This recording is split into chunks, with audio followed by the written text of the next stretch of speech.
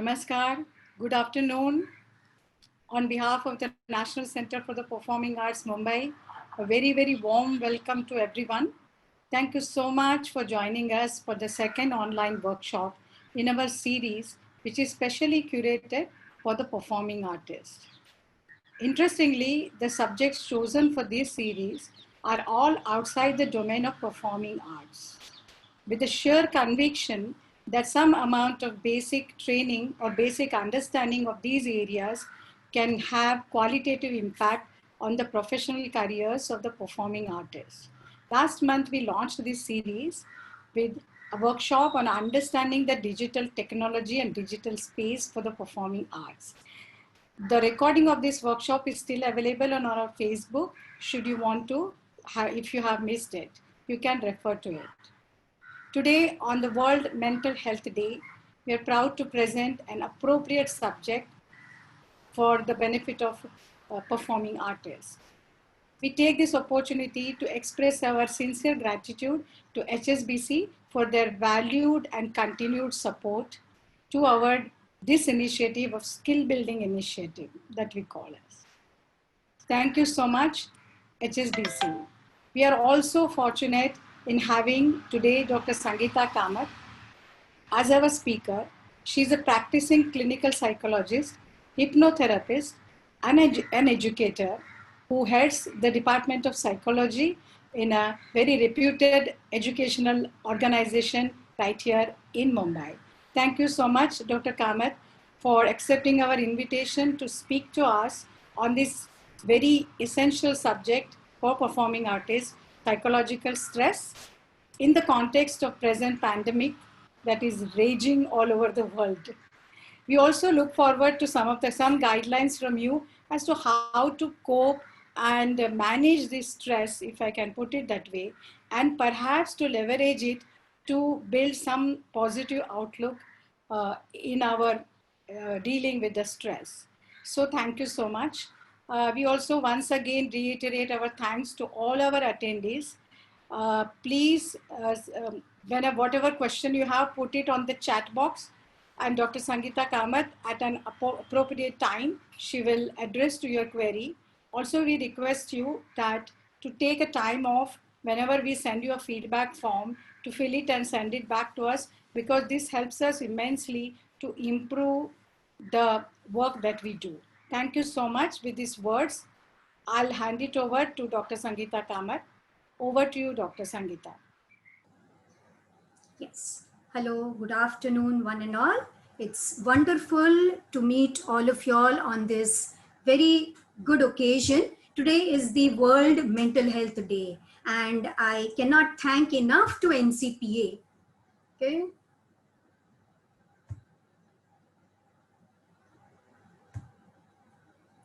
I am very grateful to NCPA that on this occasion, we have a very good topic open to all of you all for discussion.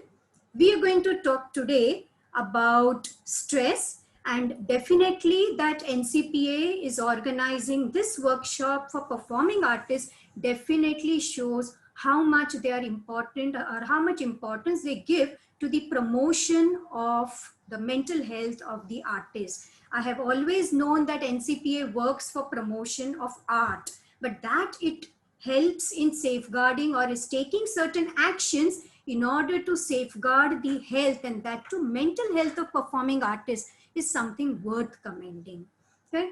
Now, all of y'all have been seeing right since the time when we have been exposed to this pandemic, right since March, April, if you see, there are so many people who have been discussing about different kind of problems. Okay?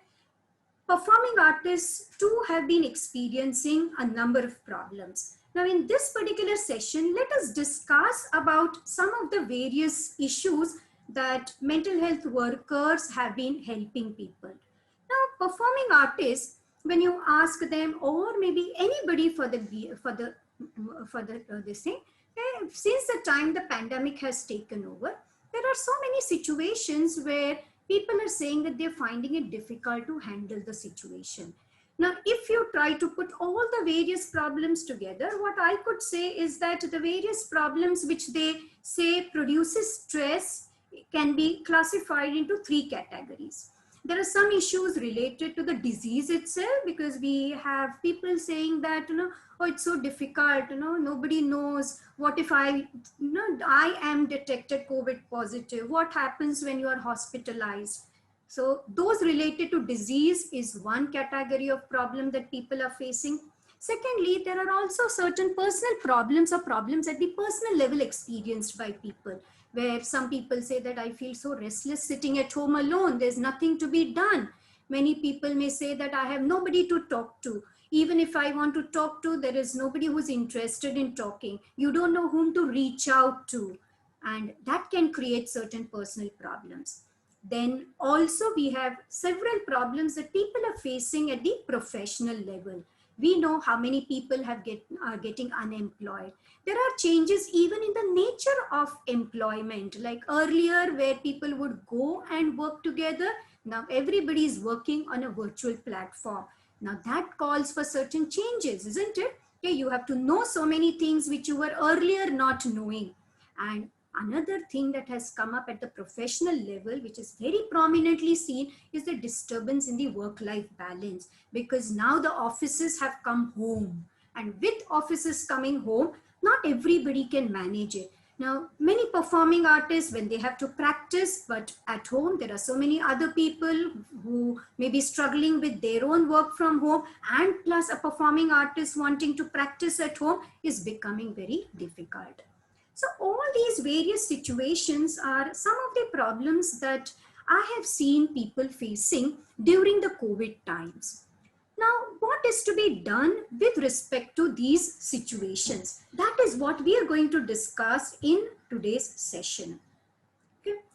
Now, if you look at all these various situations, how do psychologists handle, how do mental health workers handle this stress? Because what I have seen is, you do not need to always go to a mental health worker and seek help, or you need not always approach a psychologist. Many people are able to handle, and in fact, we are surprised that many solutions have come from the way in which people have solved this problem and has helped the mental health workers to grope into the dark and think about how others too can copy or imitate those methods. Okay, so we say that, or when I look at all the various ways in which people are managing the stress or dealing with the stress, there are three ways in which psychologists can intervene.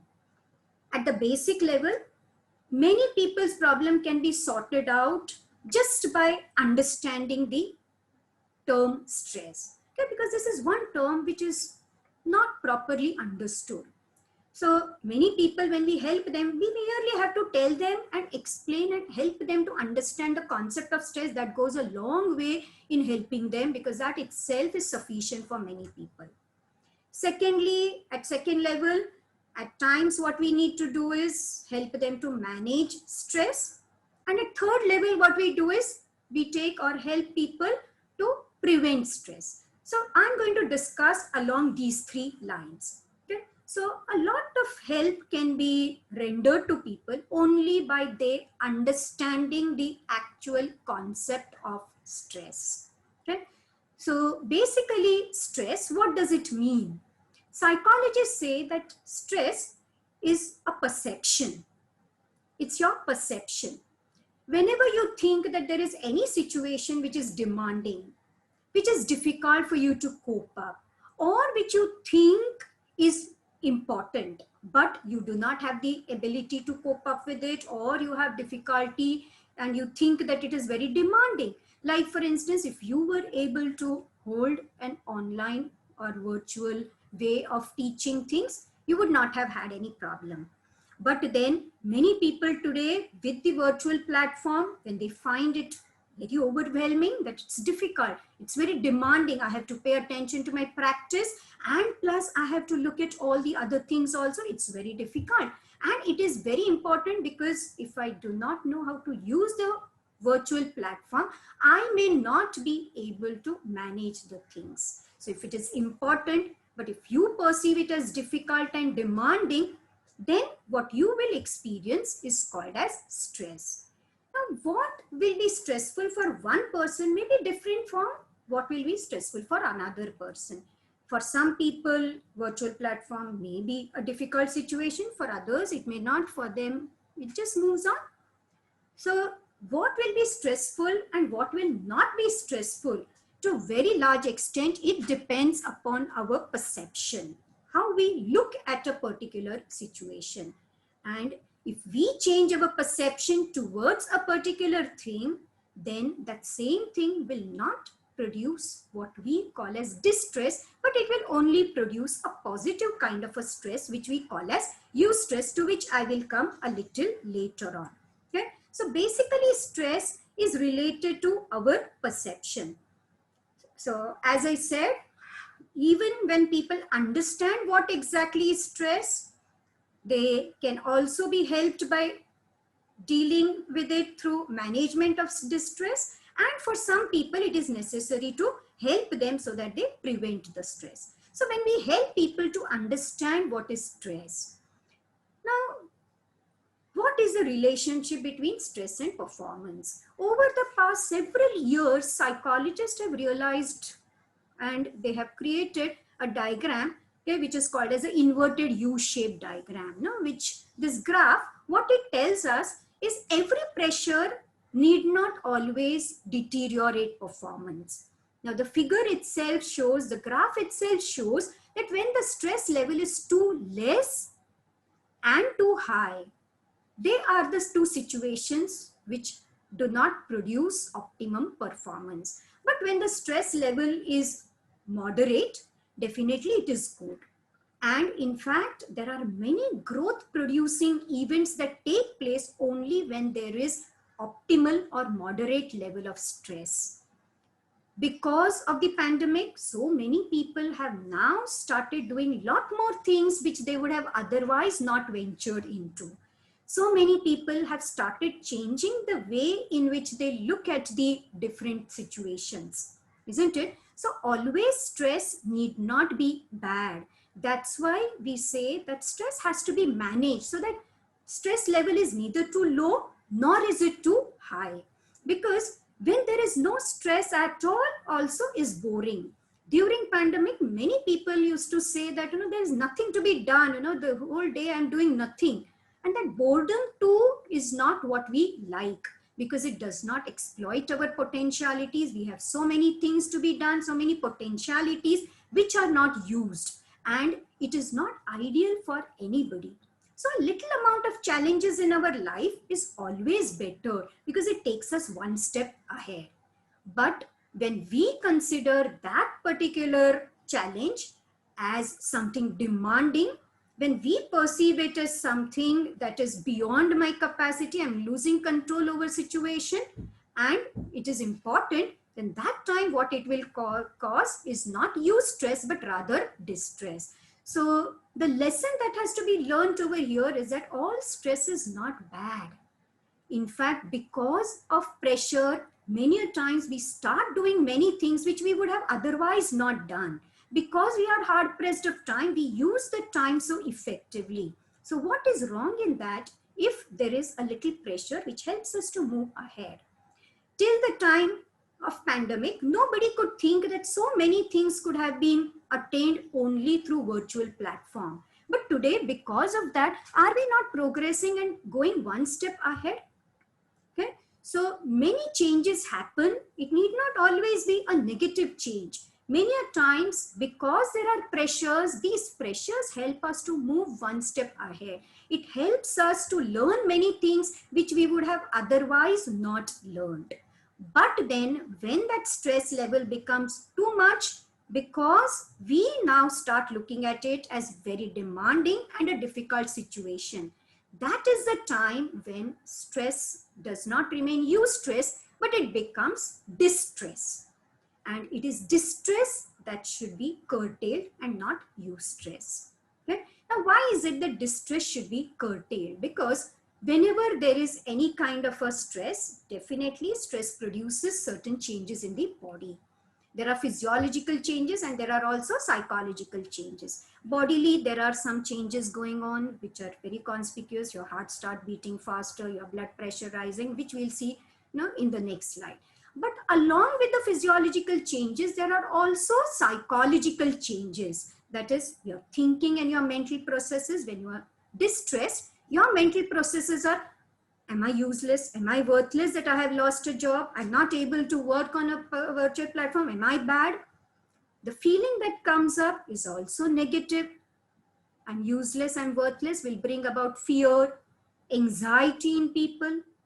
And it also affects our actions because either we start cursing our own self, neglecting our own health and neglecting our own self, or many a times it may even have an external kind of an impact where you start fighting with others, you start cribbing at home, you get angry, you get annoyed, and you get frustrated.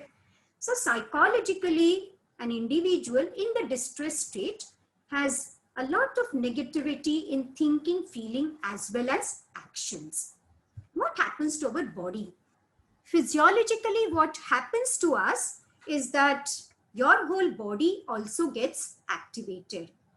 Your circulatory system gets activated, your nervous system gets activated. Okay? All the various structures in the body are at a higher and at the aroused level. Now, it's very interesting to understand these physiological effects. Now, these physiological effects that take place definitely makes a person feel unpleasant. A person is not happy that my heart is beating faster, my blood pressure is rising. People are not happy with that. If you look at it evolutionarily, now evolutionarily, these physiological effects have an evolutionary base. We were hunter-gatherers. And being hunter-gatherers, what happened was, it was necessary for us to be alert whenever anybody affects us. Okay? So that time, whenever there is a wild animal and you have a pumping heart, your blood pressure rising, it gives a whole kind of energy to the body, which was very useful. But then what has happened is this physiological change, people have continued with it. And having continued with it, today, any particular situation, we consider it as a do and die situation. And with that do and die situation, every situation we consider it as something that is demanding, something that is beyond my control, and the changes that take place is because of all these various perception in us. Okay? So distress causes not only psychological effect, but it also causes a lot of physiological effect. If these physiological changes, if they go on and if they proceed further, many a times over a period of time, it can cause a lot of long-term effects, which could be psychological as well as it may start affecting our work. Psychologically, over a period of time, when you are experiencing distress every now and then, it can cause psychological disorders like depression, anxiety, but also some of them suffer not from physiological disorders, but what they may be suffering from would be certain psychosomatic disorders like heart attack, cardiac problems, hypertension, hyperacidity. And they do not realize that it's because my body is overworked and my body is responding to certain situation in a negative way that I'm experiencing all these things. Sometimes it can also cause difficulties in our adjustment because of continuous stresses. What happens to people is they may find themselves having difficulties in adjusting with people. With the pandemic situation also, there were reports and there were times when children would call up saying that I'm finding it difficult to adjust with the family now. My parents, they're totally fighting. They're always fighting together. They're fighting with each other. Then also child abuse cases were on rise because their stresses, parents, they were not able to manage, which tends to reflect in terms of negative parenting, which is reflected in their difficulties in adjusting with people around. And when we are experiencing stress, it also affects our life satisfaction. Nobody can be happy when you are experiencing distress. Distress not only affects us psychologically, but it is found that it also affects our work performance. When you are struggling with the work and you are considering it as a distress, it reduces your satisfaction. You cannot be happy while you are working. And when we are happy, it's always better. But then with the stress, it becomes very difficult to be happy. It can also bring about absenteeism. Many people remaining absent from work only because work itself produces such a lot of stress that they prefer not to be reporting to work. Sometimes it also produces less energy because you're overworked. Your entire physical as well as psychological energy is used so much in fighting with the distress that there is hardly any energy that you have in dealing with the situation, causing them to become what is called as less energetic and less interested, which is also called as burnout. Sometimes they report to work with the stress, but they may be fighting over there, causing difficulties for other people in their job place. That can also be another effect of distress. So if we know that our stress level has to be at the optimal level, it should neither be low, nor do we say that it should be very high. Maintaining it there at the optimal level is the biggest challenge, and that is something that will help us to be productive. So psychologists would always insist on maintaining the eustress level and preventing distress. Why is it that we say distress is not important, or why do we say that we should reduce it to the eustress level? That's because in performing art, we know that we believe in creativity. And for creativity, stress will not allow you to be creative. It will impede and create barriers in our creativity. And people are most creative when they are in a happy mood. And one cannot be happy when one is in a distressed state. So very important that we reduce the stress level from distress to the moderate level. That is where there can be some amount of stress, but that stress is something which motivates you and helps you to move ahead. So if we want to manage it to this level, what should be done? Now, to know what is to be done here in this situation, we need to know whether I am distressed. How will you know it? Psychologists have realized that people are able to realize when they are in the distress level. All that you need to do is reflect a little bit. Go within your own self and try to understand what is the level of my stress. Okay, this is a kind of feelometer. We call it as feelometer. Feel. What are you feeling? Is your feeling something at the alert level and neutral level? Is it something, is it that you are at the, okay, are you at the distress level? Which level of distress are you on? Okay, that is very important, because once you understand your distress level, then we will be able to move ahead. So then when you have to move ahead, what can be done? What we can do is first work at the physiological level and then work at the psychological level. At the physiological level, very important that the body is going to be activated. Let the body be activated. Please remember that you are endowed with a nervous system which has an activating system, but it also has an equally important system which helps you to again come back to normal, which is your autonomic nervous system. It has a sympathetic nervous system which will activate you, but at the same time, it also has another system which is the parasympathetic nervous system. And what the parasympathetic nervous system does is, it will bring your body back to the calm level. Okay, so all that we have to do is, even if you are physiologically aroused, just remain calm. Do not get overwhelmed, because the moment you get overwhelmed, why is my heart beating faster? Why is my blood pressure rising? Because you are getting overwhelmed, what happens is it further activates your body. Rather than that, just remain calm. Remain tranquil. The autonomic nervous system has the second system, which will just keep and silence your entire system which was activated, and you will be able to manage the situation. Then come to your psychological state. Try to think about, what am I thinking? We saw that stress comes up only when you consider something as demanding, something as beyond your coping. But then if you tell yourself that, no, I will be able to manage it, let me try it, you will be able to deal with the situation in a much better way.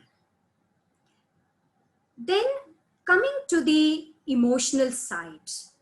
Okay, now coming to the emotional side, it is very important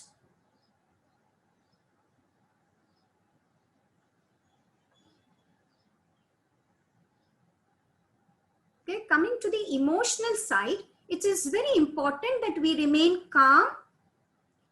Okay, if you all can give me a minute, I'll just be back.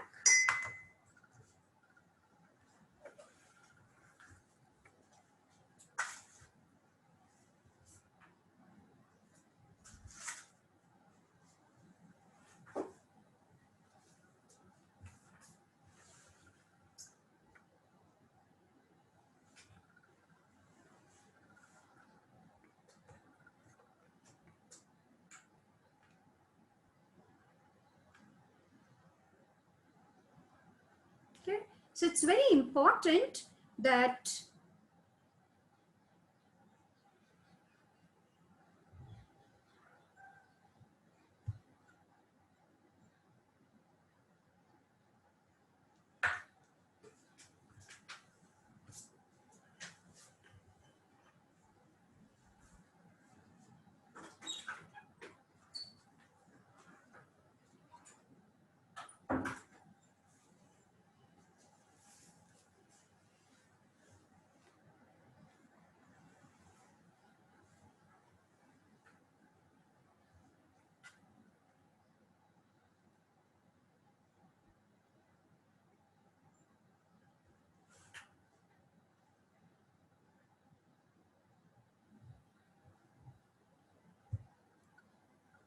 so it's very important that we see how we think of the situation. We look at the emotional state and remain calm. And also very important to handle at this particular level is our action. Those who are able to focus, those who say that, okay, there is a problem, but then I have to look at how to deal with the problem. Because many a times people tend to ruminate in this particular situation. Why do I have this challenge? Why do I have this problem? Why am I not able to get a program? Why are my programs getting cancelled? Now, these are the things which will prevent you from adjusting. So people who adjust well, what they do is they take care of their mind and they take care of their body. Their body, what do? They see to it that when the stress level is going high, they quieten their body. And psychologically, what they do is they change their perception, they change their emotional state and remain calm and relaxed. And action-wise, they will do things which will help them to deal with that particular situation. And that is what people who face the challenges and stresses properly and adequately do. So this is what we can do when we have to manage the distress. But then why wait for the stress level to go high? So there comes another way of handling stress, which we call as preventing. As we have all known right from the beginning that for any problem, it's always better that we prevent a particular thing from happening rather than treat a particular thing. So why wait for the stress level to come to that level that it will cause distress? So what we can do is we can use certain preserving methods. Now, when you are preserving yourself against stress, we have to take care of it, or what psychologists and mental health workers would say is preserve by taking care of your biological aspect, preserve your psychological resources, and also preserve your social resources. Biologically, how can we preserve ourselves? First of all, eating properly, taking a nutritious and balanced diet, sleep properly, because when you are sleep deprived, it can cause a lot of stress. Exercising regularly is also very good for body. And take care of yourself. Taking care would mean preventing yourself from getting into any kind of addictions, because when we are stressed, normal solution that occurs to us is, oh, I'm so stressed, let me consume alcohol, let me have a little amount of, let me smoke. These will not help us solve the problem, rather it will enhance and it will further increase your problem. So it is necessary that we preserve our physical health, because that is the key to having good stress management. At the psychological level, people who want to preserve their mental health, what they do is they take care of their emotional life. They do not allow overwhelming emotions to take charge of them. They accept the emotions and they know how to express the emotions in the most constructive way. There are so many cases where on various social platforms also, people have just come out openly and are fighting and having so many conflicts there. That's because you're not able to control your anger. So it's necessary that we control our fear, control our emotions, so that we aim at emotional well-being. It's also important that we build up certain emotional resources like resilience, hardiness. This is what we are going to talk about in the next two slides, because resilience and hardiness is very important for a performing artist and for everybody in general. Another very important thing that we require in order to preserve our mental health, against stress, would be our social skills. During stress, people who do well are the ones who are able to get any kind of a social support. Those who are able to ask for social support, those who get social support, they are able to swim through this particular situation very easily. Even during COVID time, there were so many people who came out to help, and because help was rendered to them, many people felt that, oh, it was such a nice way, people coming together. But then just imagine you are a person who has never ever gone and helped anybody. Who will come to help you? Isn't it? When you say that I'm feeling lonely, who will come to you if you have never ever built and maintained relationship? So for us to deal with this situation, it's necessary that right from the beginning, we have good social relationships with people, which does not mean that, just talk to anybody and everybody and make thousands of friends on your Facebook. That is not what is social relationship. It may mean only a very few people also, but who are there to support you. Because when you get support, the support helps you to swim through the situation in different ways. Maybe somebody will give you information about how to manage the situation. You have difficulties, you have been facing difficulties in the programs. Many programs are being cancelled.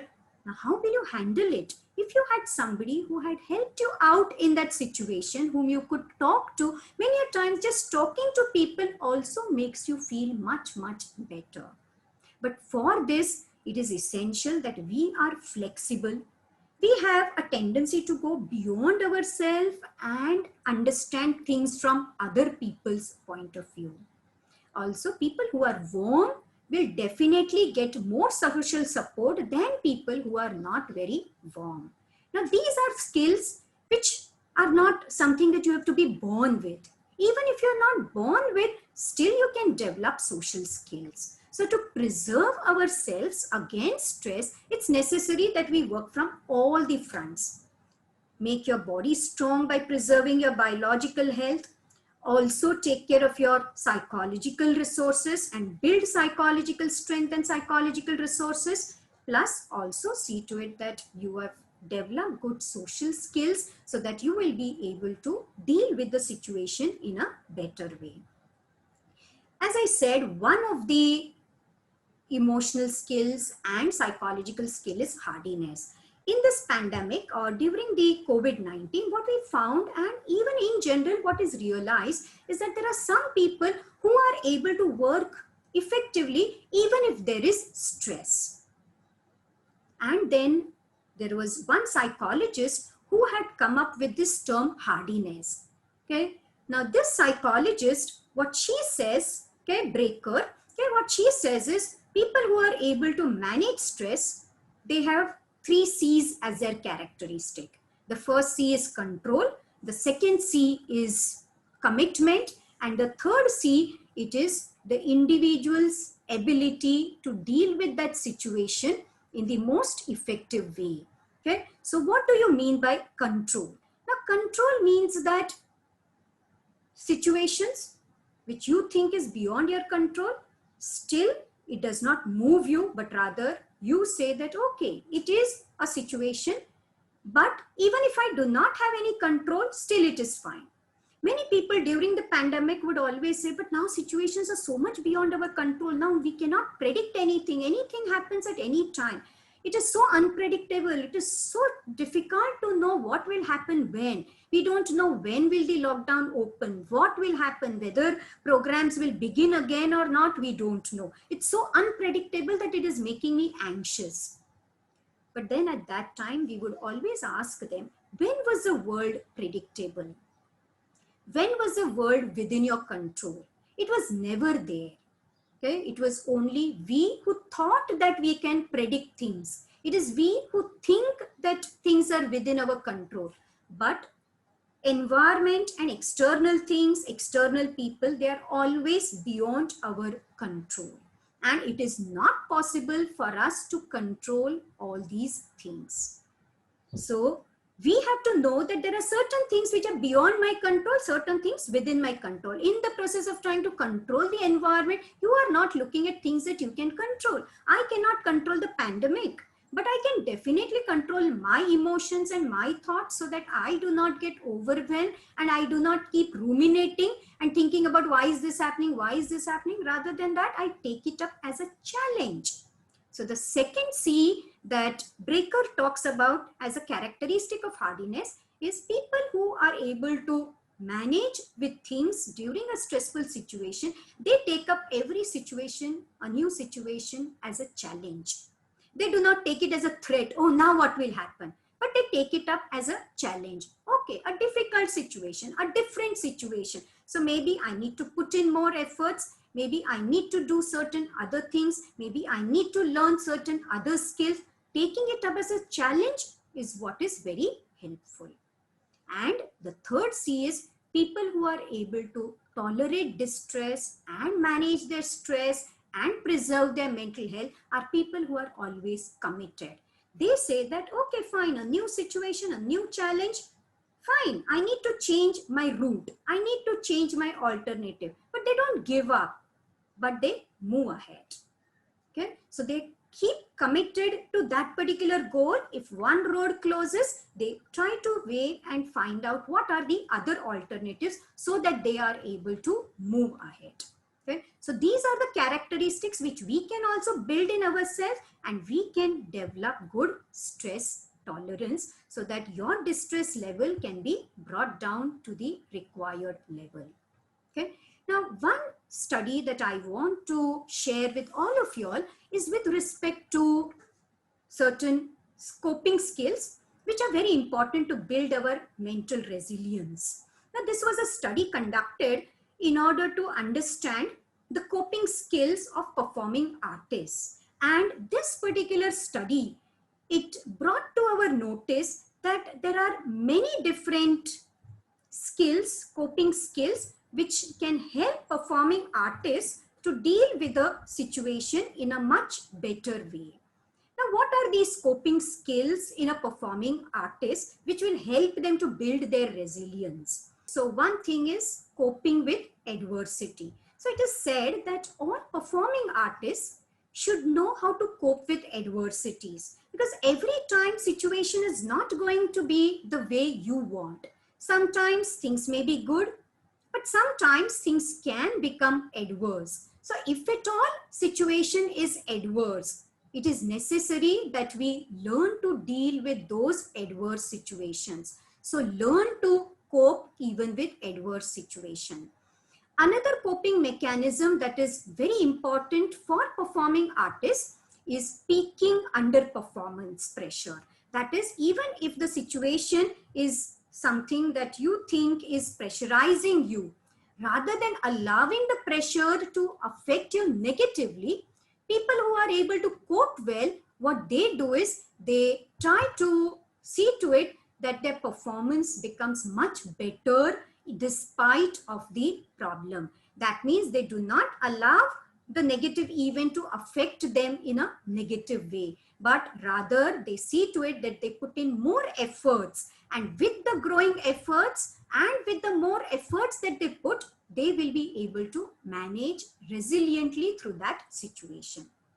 The third thing that is very important is freedom from worry. That is, rather than ruminating over the situation and thinking about why is this happening to me, okay, when will this particular problem start, they do not ruminate but try to think about alternatives. Okay, I cannot do this today, but what are the other things that I can do? They do not ruminate or just think about why things are happening, but rather think about how can I deal with the situation in a more effective way. During any stressful situation, a very common thing that happens is you lose your confidence. When you are told that no, the program is cancelled, it tends to lower your confidence, and people's motivation also reduces.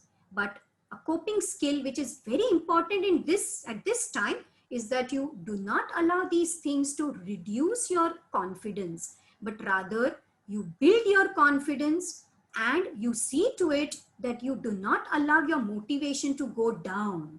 Okay? Even if you have experienced a failure, even if programs are cancelled, it is not necessary to lose your confidence. It's not necessary to lose the motivation to continue with the performing art. So people who have this kind of a coping skill, they will definitely perform much better. Another very important coping skill that this study spoke about to build resilience amongst performing artists is their coachability. Now, coachability means to what extent do you solicit any kind of feedback about your performance?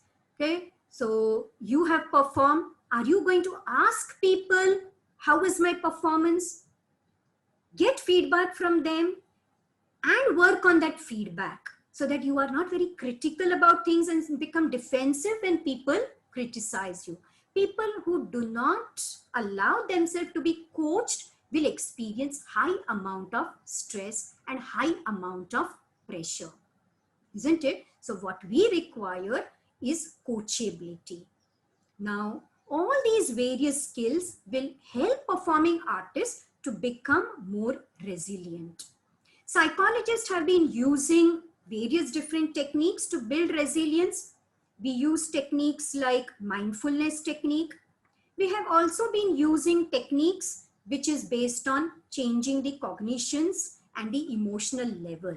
So any of the psychologists who want to use any kind of methods with performing artists to deal with all these things, okay, you can use these techniques. Also, a learning lesson that we have for coaches or for teachers.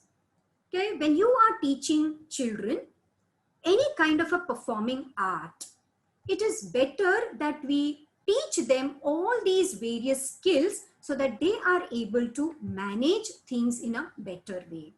So finally, what I would like to tell you all is, see, when it comes to your musical instrument, any musical instrument that we have, what we do is we tune them, isn't it? Whether it is a tabla or a stringed instrument, what do we do with all these instruments? We tune them, isn't it? So even when there is a string instrument, you tighten it up, because if it is too loose, it's not good. But if you tighten it up too much, then what will happen is by tightening it too much also, you will break the string. So what is very important is that you tune yourself to life just as the way in which you tune your musical instrument. And the tuning means that neither do you leave it at a very low level of stress, nor do you leave it at a very high level of stress.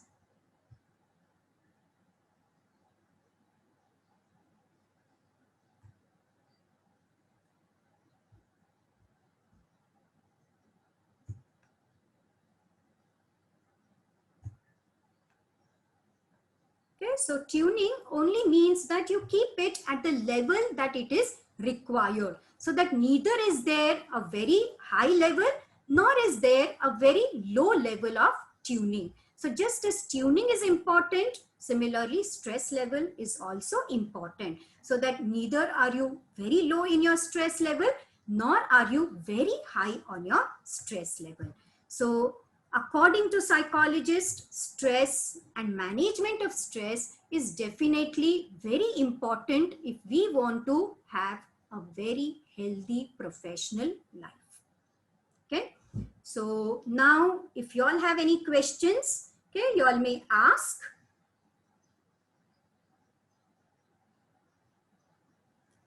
You all can put it on the chat box and ask questions if you all want.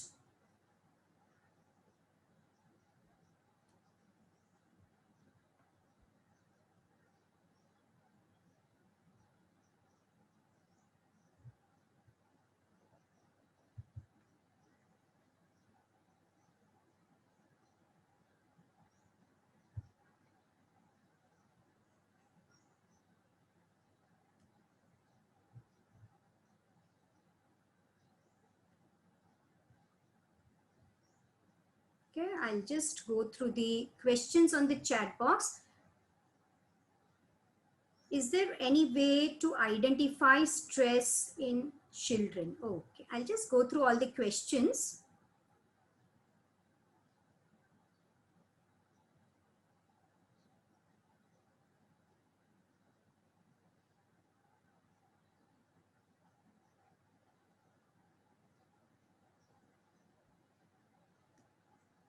Okay, so there is a question on how to identify stress in children. Okay, now when it comes to children, it is very difficult to understand their stress because for them the concept of stress itself is not there. So they may not know what and how to express themselves. So with children, what we do is you look at the behavioral pattern. Is this child somebody whose concentration is getting affected? Is the child getting agitated and irritated very easily? Is the child getting disappointed very easily? Is the appetite of the child getting affected? These are some of the ways in which what we can do is we can identify stress level amongst children. Okay, so behavioral observation is the best technique of identifying stress in children. Then there is a question about tips on mindfulness. Okay, so with respect to mindfulness, basically what mindfulness means is that we are mindful. So what we do is we do not get overwhelmed by the emotions. You know that there are changes happening at the emotional level and at the thinking level. Observe those changes. Okay, like when you are on the stage and initially there is high level of stress, just wait, just watch your body. Don't be judgmental. Observe your body and slowly the body will become calm on its own. So this tendency of ours or technique that we use where we reflect on our own behavior, we go and observe our own mental state, be it emotional state, be it the thinking state. You observe it, and when you are observing, just be non-judgmental. You need not ask yourself, why am I so scared? Why am I so tensed? I'm such an experienced artist. You may be an experienced artist. You may be a person who has managed many things for so many years. But that does not mean that body cannot show changes. So just passively observe the changes.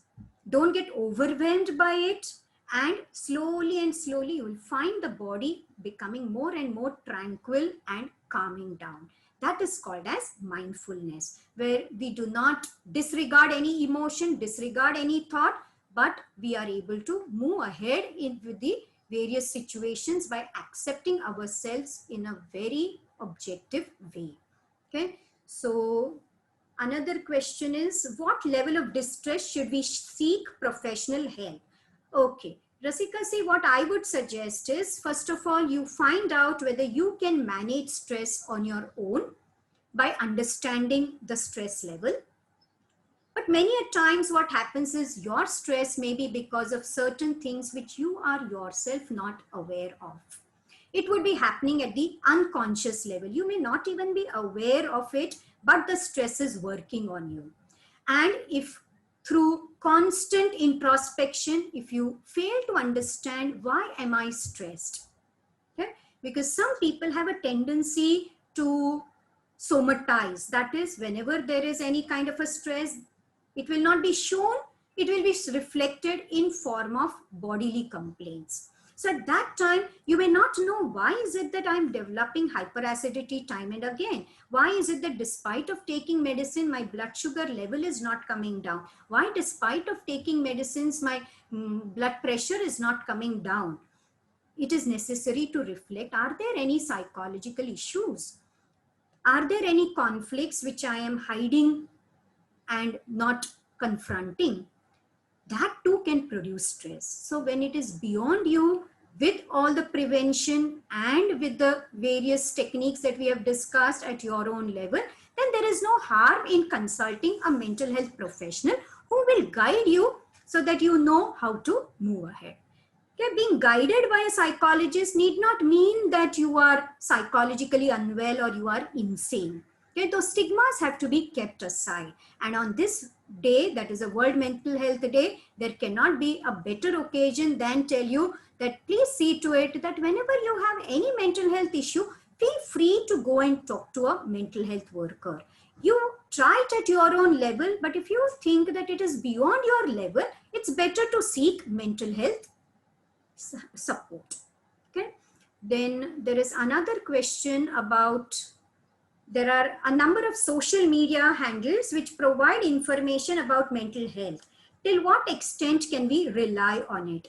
Okay, what I would say is, please check who has been writing all those things. Because sometimes there could be people who are not professionals, but they would be writing. So writing in general will not help you, because if it is research based, we know that, okay, these are the techniques which helps, isn't it? So going for research based kind of social media information would be a much better idea.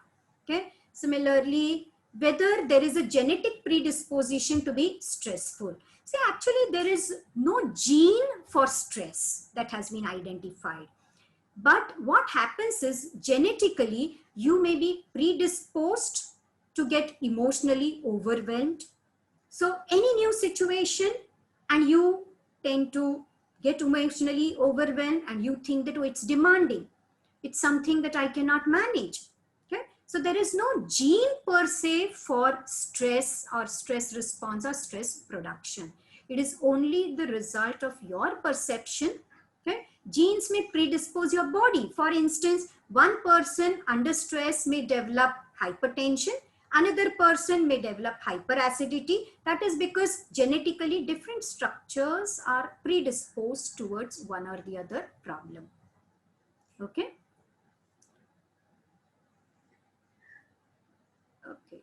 What do you mean by staying with the feelings? When I'm feeling anxious, it is too difficult to stay with that feeling. Okay, Rasika, see what happens is, the first moment when the heart starts beating faster, blood pressure rises, at that time, remain there itself. Now what happens is, we do not remain there.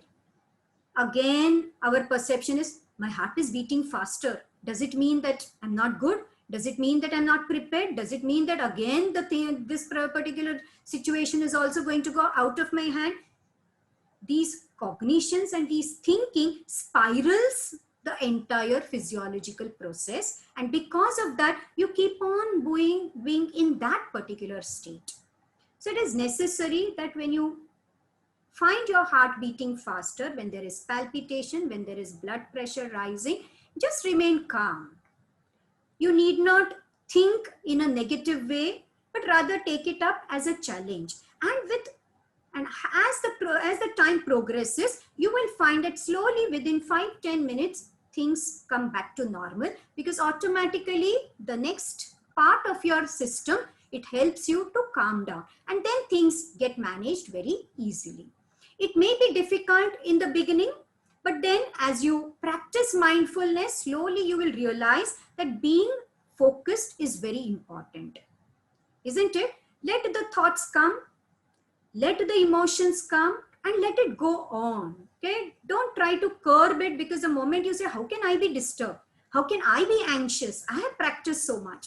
You would have practiced, but let the anxiety come. It will go off on its own. It's an emotional state which will come, and automatically, if you don't pay much attention and if you do not perceive that as demanding, automatically it will go off. And that is what we mean by saying, stay with that feeling. Okay? So that you don't get overwhelmed by that particular emotion, and ask yourself, why am I angry? Why am I reacting like this? You are also a human being. So just as anybody else can become anxious, just as anybody else can become scared, you are also scared, but just stay and do not become panic, or don't get into a panic attack only because you are experiencing those emotions. So accepting our emotions is very important. Okay. So at the academic level, as Arya is asking, okay, during the pandemic, again, the same things, whatever is required on part of performing artists can be used. People who are studying, be it something related to performing art, or anybody for anything. First of all, realize that stress is not always bad. Stress can even be productive. There has to be little challenges, because if there are no challenges, you will not progress. There would be physiological changes, there would be psychological changes, but then that will happen only when there is distress. So calm down your body, calm down your mind. Slowly, you will find yourself being able to control. Okay, but be focused. Develop hardiness, that yes, there would be certain things beyond my control. There would be certain things which are beyond me. Fine, but then everything cannot be within my control. And in the process of controlling everything else, I'm not controlling myself at all. So try to control your thoughts and your emotion. That would be a much better way. Isn't it? Be rational. Isn't it? Reasoning plays a very important role in our mental health. Ask yourself, why should I experience anxiety? Okay? I experience anxiety. People say this because, things are so bad nowadays. Okay? What do you mean by things are bad? It is your perception that they are bad. Things are never good, neither good nor bad. Things are always neutral. But it is the meaning that we associate with it that makes it either bad or good. Isn't it? Okay? So perceiving a particular thing as demanding will create problems. But just say that, okay, there has to be demands, because only when there is some demand from the teacher, some demand from my coach, some demand from my guru, I will be able to try something new. Otherwise, you will never try anything new. So trying something new is always important for us. And if you want to try something new, first instance, it would be difficult. But stand there, move ahead. Okay? Be focused and keep moving ahead. First instance, there could be difficulties. The first time you rode a cycle, you fell down so many times. But then gradually you learned, didn't you? So similarly, even when it comes to any new situation, don't take it as a threat. Oh, it's a new situation. Take it as a challenge. There has to be new situation, because only with newer situations, you will learn to handle things easily. Isn't it? Only when you have multiple experiences, those multiple experiences will help you to handle. Okay? Develop those coping skills that we spoke about. Those coping skills are required not only for performing artists, but it is important for all of us. Isn't it? Whether you are a student, whether you are a performing artist, whether you are a professional in any field, everywhere developing our resilience and coping skills is very, very important, isn't it? Okay. Think of adversities. There could be adverse situations. Things are always not going to work the way it always was. So be prepared for adverse situations. If things are moving positively, fine, but they cannot always keep moving positively. Sometimes it would be positive, sometimes it would be negative. So only if things are moving positively, I want to take up this course and I want to do it, but if not, I don't want to, is not a good way of handling stress. Better way is that no matter what life has in store for me, I want to face it. I want to grow, because only when you face new challenges, face new commitment, face new kind of situations, you will find yourself growing through experience. People who are today on an experienced state, is it that they did not have problems? They also had problems. But when they had problems, what did they do? They used the second coping skill of peaking under pressure. Isn't it? Okay, that is, pressures would be there, but that does not mean that I have to bow down, but rather I move ahead with greatest vigor. Do not lose your motivation in face of any kind of negative situation. Be confident that, okay, fine, situation may be good, may be bad. So if situation is bad and if I have to face certain negative things, do not ask why me? Why have I lost my job?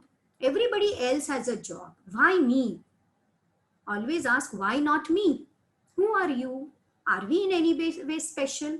If things can go wrong with everybody, why can it not happen with me? But when we ask ourselves, why me? We land up with problem.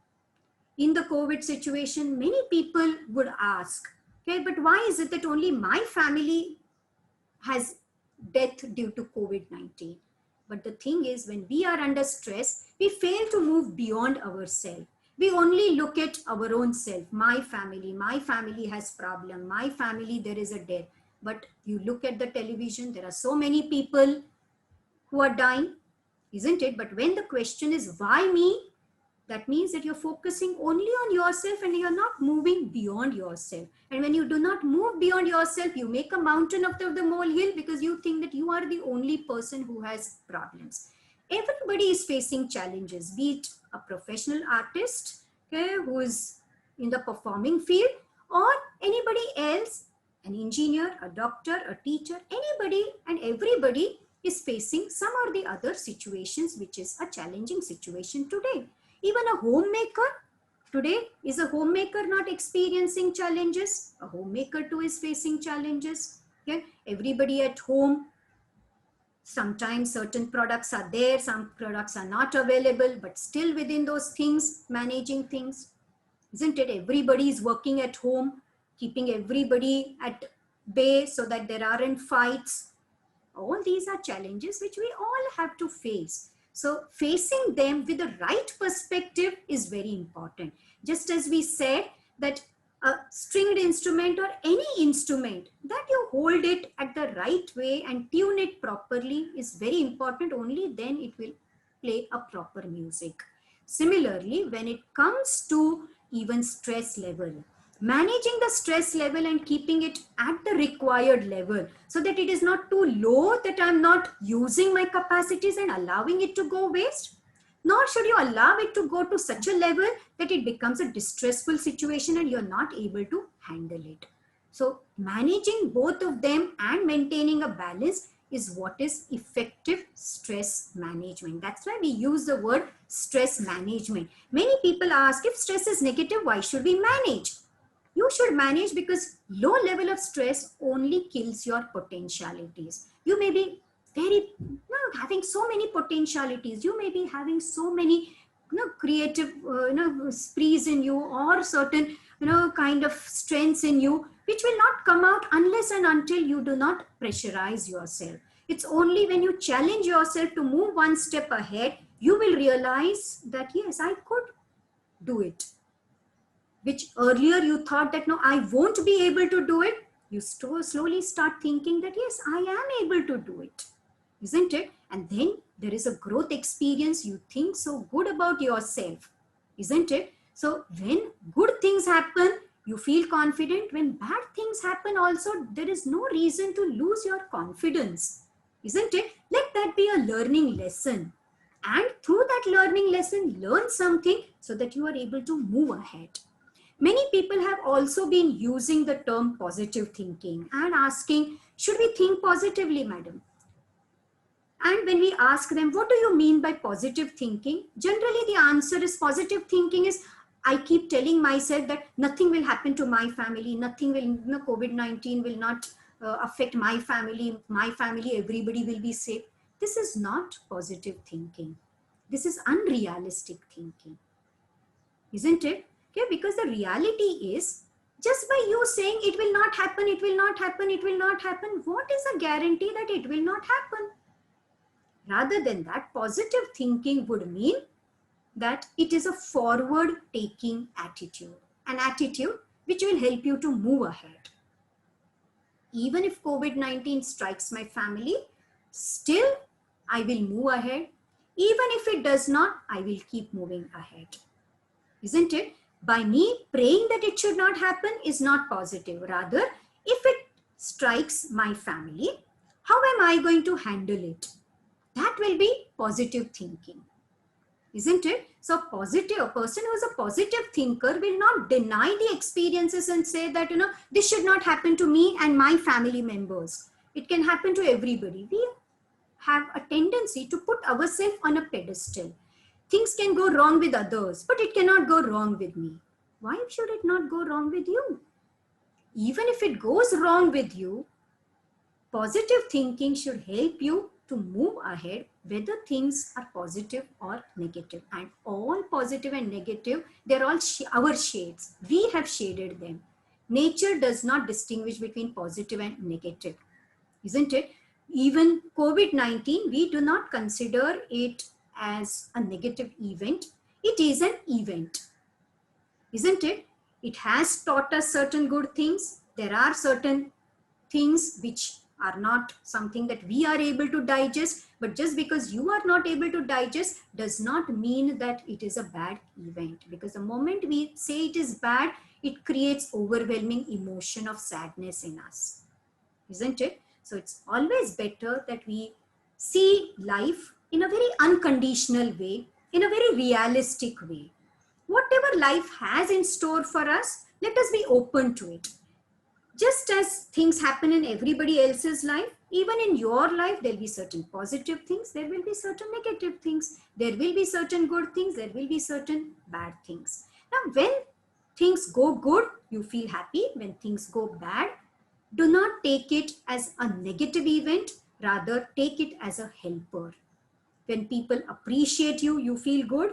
When people criticize you, also take it as a helper. That yes, they are helping me to know how I can improve, isn't it?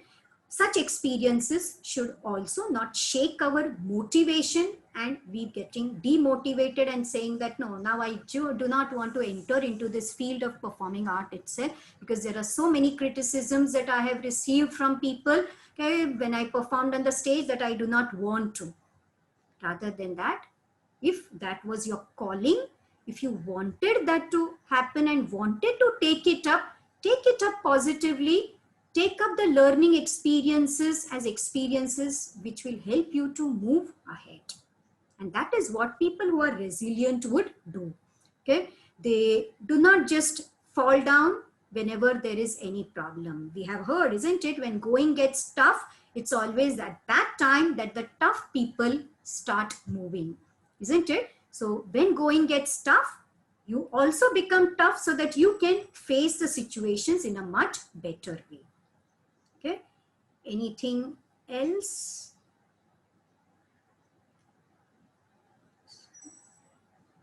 Okay. All right, so these were the questions that were there. Does stress level depend upon the age? Yes, definitely. With age, the kind of stress that you will experience will be different, isn't it?